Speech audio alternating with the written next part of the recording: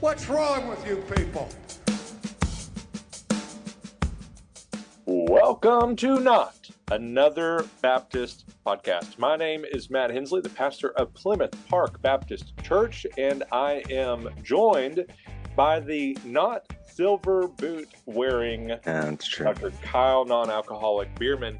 Y'all lost y'all's World Series. We don't even think about it, but it's sad for you. I feel very bad for you and the 10 Rangers fans in the world. Hey, Kyle, have you ever gone to a new church and discovered what many pastors discovered is there is, your job description, maybe 10 things. You're going to preach, lead prayer meeting, you're going to make hospital visits, you're going to, perform weddings and funerals and counseling and so forth and help us administrate and lead and, direct the staff and so forth. And then there's number 11 or 12 in our job descriptions for youth guys, music guys, and whatever it might be, other duties as assigned by the pastor. For the pastor, it's all the other stuff that people want you to do. And so many can't even do 1 through 11 because as soon as you get there, there's a whole list of things that people want you to do. Kyle, and then there's the unstated expectations that we just assume that this is what you're going to do, maybe because this is what the previous pastor did, or this is just how our church operates, and those of us who've been here for 40 years don't even really realize it. We just assume that you're going to operate the same way. Or even better, why isn't your wife playing the piano and teaching Sunday school? Why is she not leading the kids ministry? The women? Why does she have the audacity to have another job, to have a job? Wow, you went there. Anyway, it happens, and it happens often. There's the unstated expectations that Kyle touched on.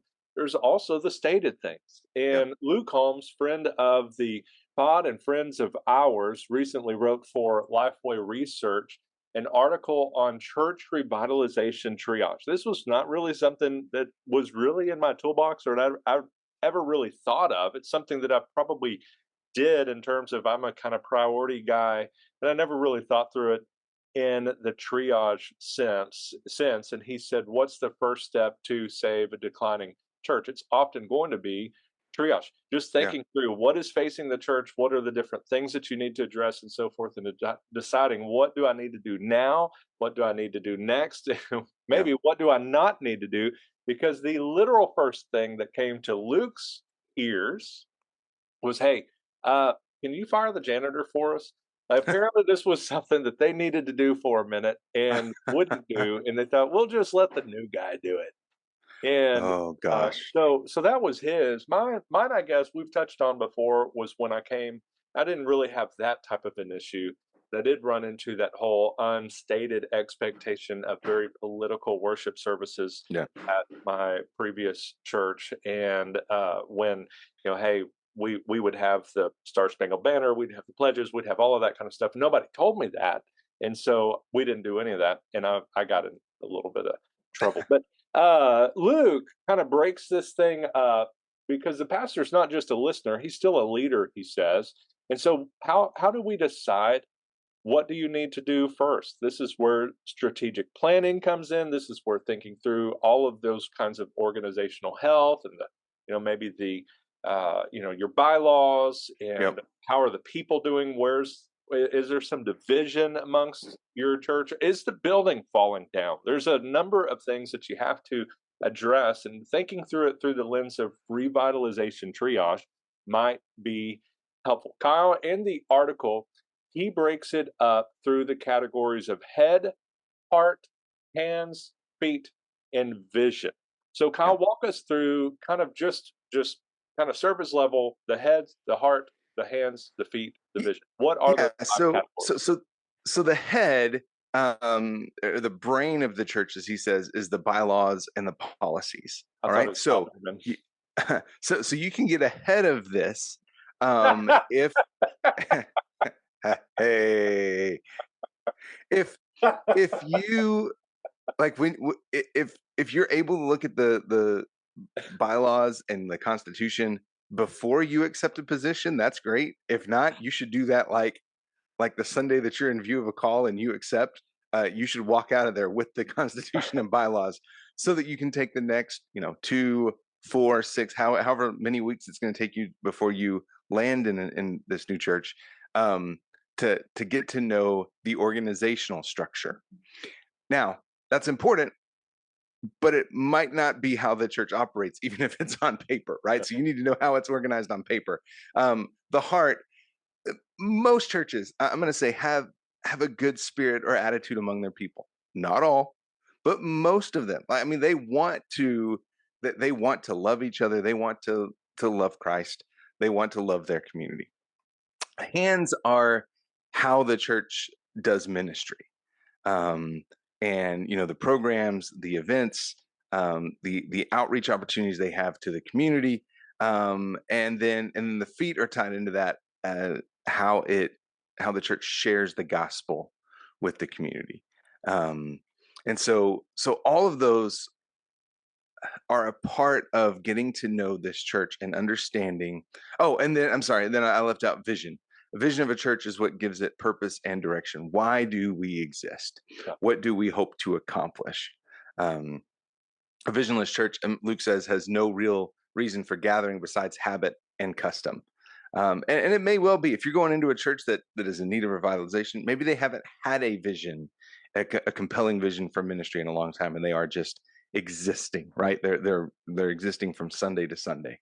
And a key first step for you pastors, you've got to start with these first four, because some Yeah. of us jump right into that fifth one, our vision. This is where we're going. Yeah. Here's, vision 2025 or vision 2030 or whatever it is that we want to do. And we launch into that and we forget that, oh, well, maybe you had to pass that through, the steering committee at the church according to our bylaws and get a 2/3 vote to change the Yeah. or you run into, hey, we don't want to do anything out in the community. Hmm. We don't like them. We don't want them in here. We like our people. This is Yeah. a country club. We want to, protect Yeah. our interests. And so Well, you run into, hey, this is where we're going to go.